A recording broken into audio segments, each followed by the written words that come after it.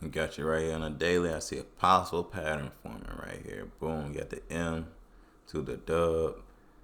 And if this comes true, as y'all can see right here on the daily, this thing actually tested 20 MA right here. So the new daily chart just started, you know what I'm saying, at 7 o'clock. We should get a breakthrough, and we should actually get a test up here to the 50 MA, which will be right here also. They'll make it a second, you know what I'm saying, a second jump to the general area, and they'll be around 15, 16 cent. And then we'll get a retracement to use the 20 MA as support instead of resistance.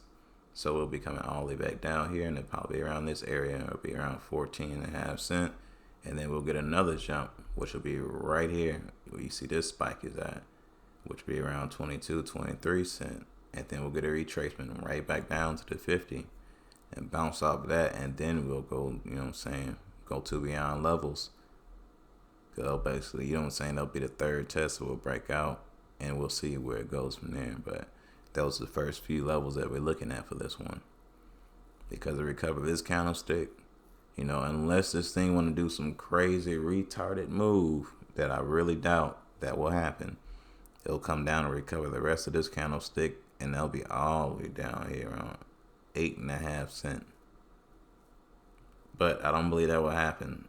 But it is a possibility if it don't break through this 20 MA, because Bitcoin's on the same brink, because it's going to drop down to the next level. So it is very possible if we get rejected by this 20 MA, we could recover all this candlestick, because you see this wick right here, and this wick is all the way up here.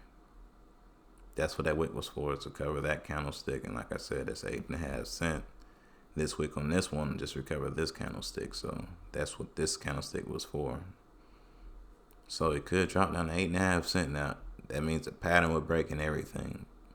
But, you know, we'll know in the next day, you know, by tomorrow.